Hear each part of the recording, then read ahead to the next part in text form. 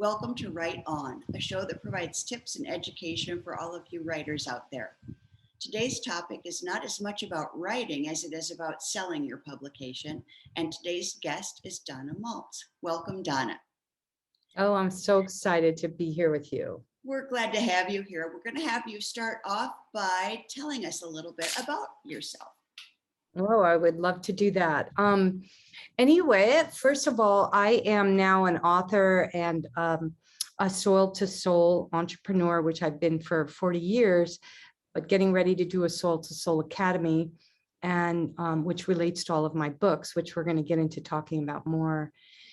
And I started being a business person in the early, in the late 70s, early 80s. I had my first organic farm, and then I went on to move to Homer, Alaska, started a bakery and cafe, and did that for 37 years with my husband, and was going back and forth from Hawaii the last 20 years. Started the first national company of chocolate, cocoa, and syrup under the Alaska brand. And all I had written up until about 15 years ago was marketing material. And I had learned that the best way to sell anything wasn't to sell something, but it was to educate people. So through all these multiple businesses and the businesses I have now, including my retreat, my farmstead retreat here in Hawaii on the Big Island, where a lot of writers do come and write, is how to, I don't even like to use the word persuade, but had to make people see the value in what I was offering, because everything I was doing was, when the food end of it was, hey, we're providing local and organic food that it builds the community, the economy in your community, builds your health. And so it wasn't, you could say it was a strategy, but really what it was integrity, honesty, a passion for doing the right thing. And whenever anybody would say, oh, you're such a good salesperson, I would think to myself, I'm not selling anything. Is this what it means to be a salesperson when you're being honest and when you're trying to offer and provide something that is really going to make a difference in someone's lives? And so I started at least 11 businesses, maybe 12 to date with this new one I'm starting. But all the years like that I was selling and educating people always, especially from the food perspective, wanted me to write a book, a recipe book, but I'm dyslexic. And I was very good at writing copy and menus. Mm-hmm. So I just started writing. And anyway, it turned out it took me 12 years to write my first book, which is this book right here. And it's called Living Like the Future Matters, The Evolution of a Soil to Soul Entrepreneur. And I have a good section in it here about what the topic we're talking about, to educate, not to sell. And 80% of the success of all businesses, including our author's business, is marketing. And marketing, in my terms, is educating. And so when we're talking about our journeys or whatever what it is why we want people to read our work, or why do we write? I mean, some people write just, they don't need to sell it or care to sell it. They just have a desire to write it. But for those of us, or people who are trying to at least not even about so much selling, but getting it out to the masses, our content, how do we do that? So exciting. I'm going to just show you this at the beginning because you're asked a little bio. I wrote this journal last winter. It took only 2 or 3 weeks because I already had the content from my book. So this is like tons of room to write in this journal, which is so bad on a lot of journals. It incorporates my photography, which I love to do. And it has quotes and prompts from this book. So we're talking, I'm not trying to sell you anything. I'm just letting you know that if you're an author and you have a book that has, things that can really help people, a journal, well, this took me, 10, 12 years to write, and then another year to figure out what I was doing in self-publishing. And then what ended up happening is I was on a roll because I really hadn't finished the first book, but it was over 400 pages.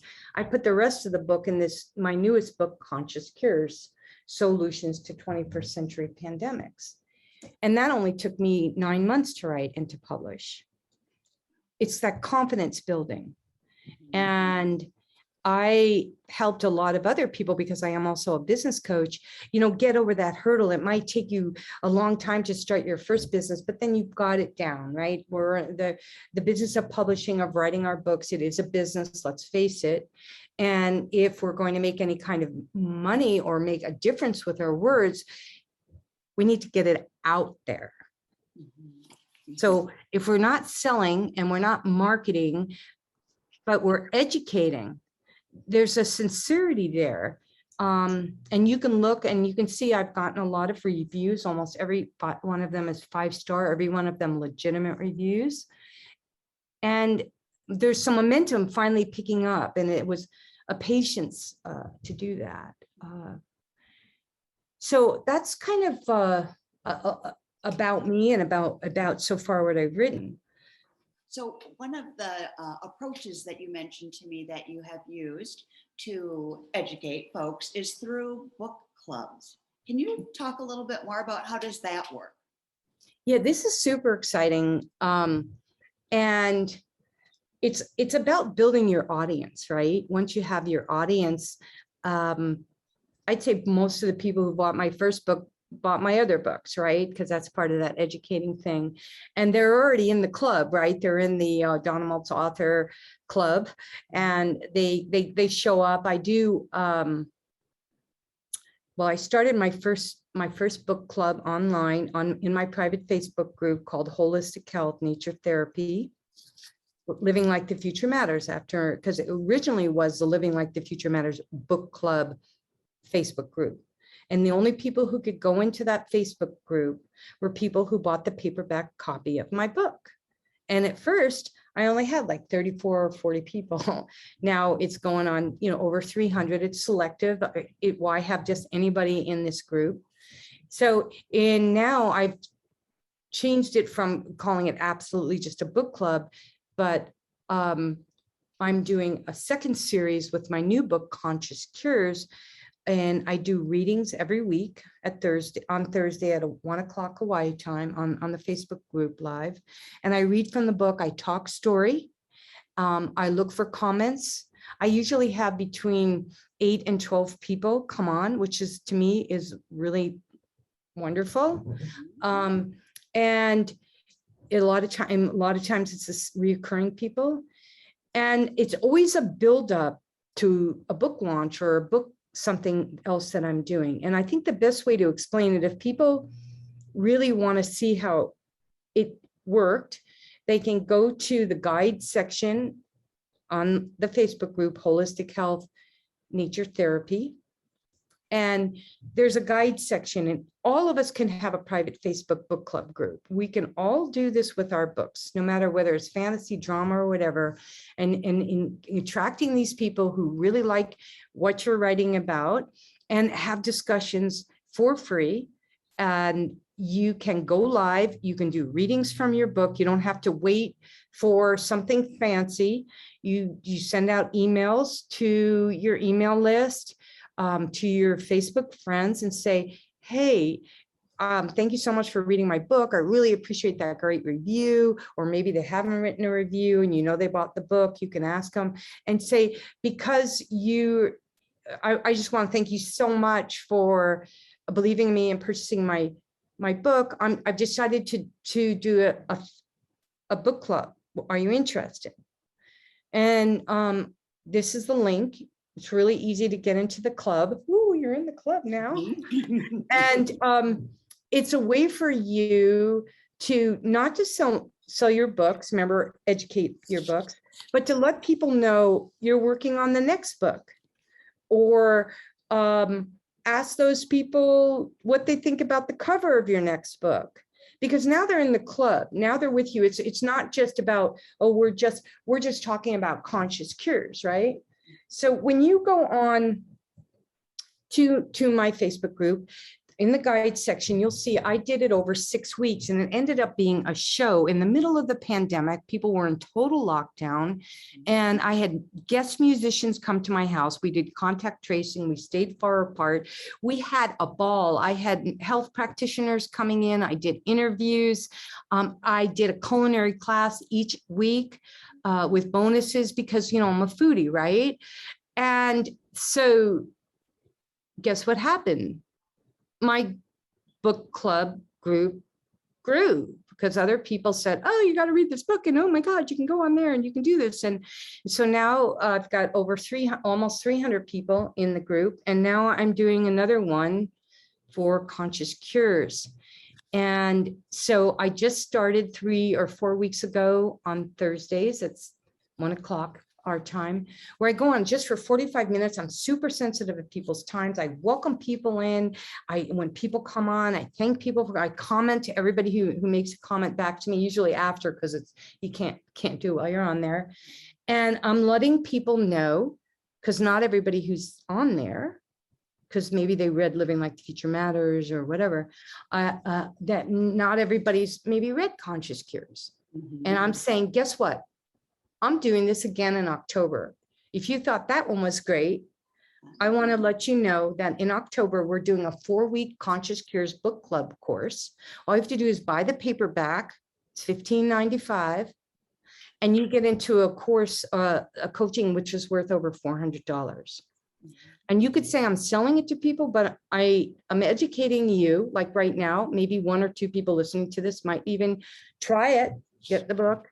But I can't help mention it because on that, so of course I want people to buy the book and come to this 4-week course, because it might save somebody's life, might save your life, because we need love, we need community, we need connection, right? And it has nothing to do really about my book per se. It has me caring at a deeper level how I'm contributing to the world with my work. So that becomes a club. And then those people will come on in October. It starts October 7th and it goes once a week, same time as my calls. And it's beautiful because the people who are all speaking in my club have invited me to join their club. Mm-hmm. And even though they might not be authors, maybe they're practitioners, but I'm being invited to speak on all their summits. I'm being invited to speak at conferences now. So I'm in their club. And I didn't sell anything for that kind of marketing exposure. You can't pay for that. Right. Well, that leads me to my next question, because I'm assuming some of our viewers are sitting here thinking, oh my gosh, now I have to get a Facebook page and a club and send emails. And this might be more work, more time and effort than what they were planning on. But when it results in things like speaking at a conference, there's a perfect example of an opportunity to promote what you've written. Do you have any other examples or suggestions for people who want to do something they want to sell their books? So any simpler, smaller things that you might suggest that people can do?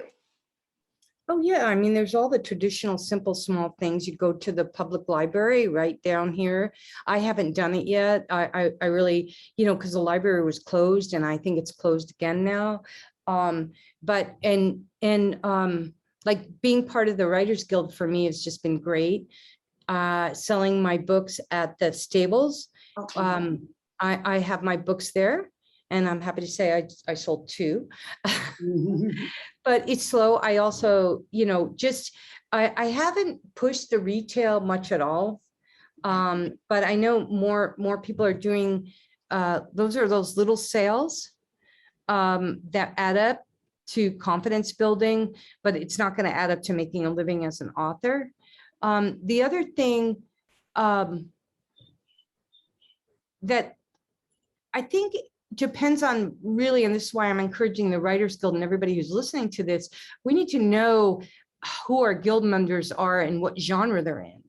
Because one of the best ways to do this is to and that's why I'm trying to get a book club going in our Writers Guild, is if there are 10 nonfiction writers and we're all writing about social and environmental justice or health and wellness, we hooey up.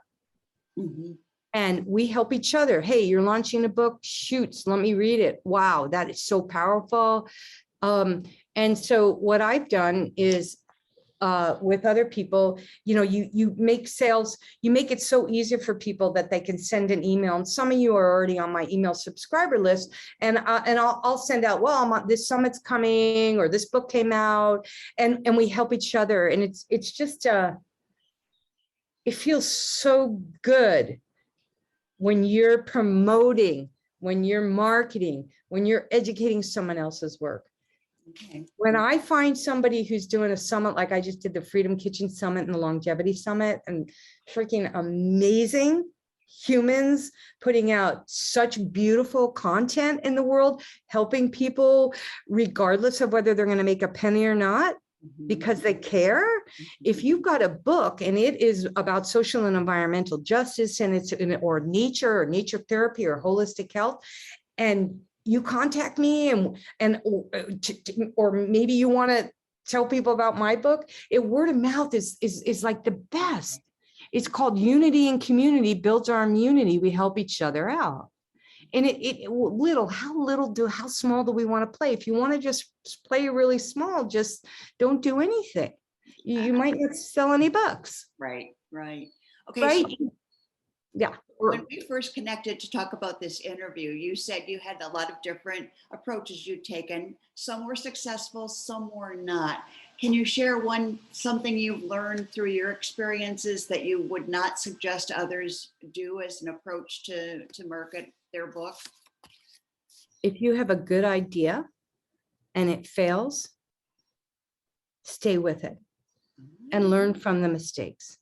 Because I'll tell you what, if you know something, your book or whatever you're doing, and you have this idea, like these crazy ideas, me doing these book clubs and putting all this effort out to having entertainment around my book. I mean, I even had a guy write 3 songs. One's called Living Like the Future Matters. One's called Soul to Soul. That's my brand. And another called Conscious Cures for my other book. He wrote music. He was so inspired by the books. And you know what? He's playing my songs at the farmer's market. And that's why those 2 books sold at the farmer's market. Just because I didn't get 300 people and I only got 34 people on my first club, did that stop me from doing another club? No, because it's still happening. It's building slow. Be patient. And even though like so many times I felt like, oh my God, I can't believe, why aren't I on the Oprah show or whatever? It's like, this is so amazing. And, but listen to the people who really appreciate the effort, not the people who you wish or you hope would come, and just to stick with it, or else you will fail at it. And you maybe have to tweak things a little bit, or maybe have to, it's not the easiest thing in the world, but usually when you're having fun, it's pretty easy. And just say, I'm not going to be so attached to the outcome. Like sometimes I would get so attached and then I would fail that day. But then the next day I would say, you know what? I'm just going to give it a little shift here, or do a little something different here, and a little approach here, and ask for help. Ask for help from people who's already successful. And sometimes all they're saying is just give it time. And that's what I'm saying, that the biggest failure is giving up. Okay. I had more questions to ask, but I'm keeping an eye on the time and we're out of time. And I think this is a wonderful place to stop, because I think that's wonderful, sage advice to end with. So with that, I say thank you to all of the viewers out there. If you want more information about the Hawaii Writers Guild, you can go to our website, www.hawaiiwritersguild.com. And we're also going to post at the end of this video Donna's Facebook website. Am I saying that correctly?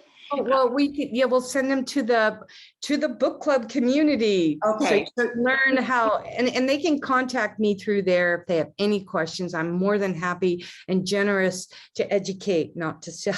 Thank you. Thank you so much for your time. Thank you to all of the viewers out there, and keep writing. Keep on. Thank you, Diane.